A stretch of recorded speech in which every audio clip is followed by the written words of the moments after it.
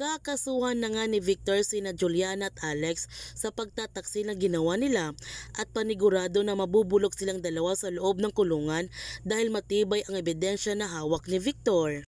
Nagmamakaawa si Amelia kay Victor na huwag na niya ipapatuloy ang kaso na sinampa para sa kanyang kapatid dahil nasira ang magandang buhay at reputasyon ni Alex.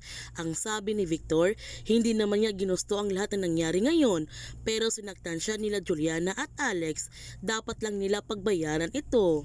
Samantala, mukhang may masamang mangyayari nila Juliana at Alex dahil sa galit na nararamdaman nila Sylvia at Victor, mukhang mapapatay nila sina Juliana at Alex.